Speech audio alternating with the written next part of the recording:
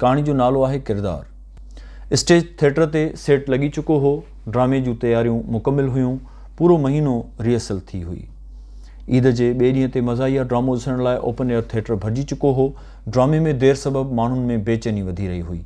मां थिएटर मां उथी ड्रॉप सीन जे पोयां वञी ड्रामे जे डायरेक्टर खां देरि जो सबबु मालूम कयो। चयाईं मुख्य किरदारु अदा कंदड़ अदाकार देरि सां पहुतो आहे, जंहिं करे मेकअप रूम में आहे, बसि ड्रामो शुरू था करियूं। चहिरे ते मेकअप लॻी वियो, कॉस्ट्यूम पाइजी वियो। अदाकार पाण खे किरदार में समाईंदे स्क्रिप्ट खे आख़िरी भेरो ॾिसी पंहिंजूं लाइनियूं यादि कयूं। पर्दो खुलियो, स्टेज जूं लाइट्स ॿरी वियूं।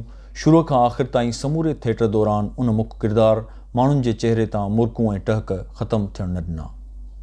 जॾहिं मज़ाहिया ड्रामो पूरो थियो त हू किरदारु मेकअप रूम में वञी उछंगारूं ॾेई रोई पियो। उन वक़्तु थिएटर मां उथंदड़ माण्हू वॾा वॾा टहक ॾींदे ताड़ा मिलाईंदा वापसि वञी रहिया हुआ।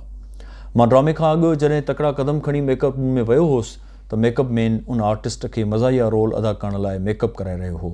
मूंखे ॾिसंदे उथी बीह रहियो। भाकुर में भरे सुॾका भरींदे ज़ारो क़तार रोई पियो। छा लाइ त कुझु देरि पहिरियां संदसि 5 सालनि जी मासूम न्याणी फ़ौत थी वई हुई। किरदारु 1 कलाक ताईं पंहिंजा ॻोढ़ा लिकाए माण्हुनि जे चहिरनि ते मुरकूं विखेरींदो रहियो हो।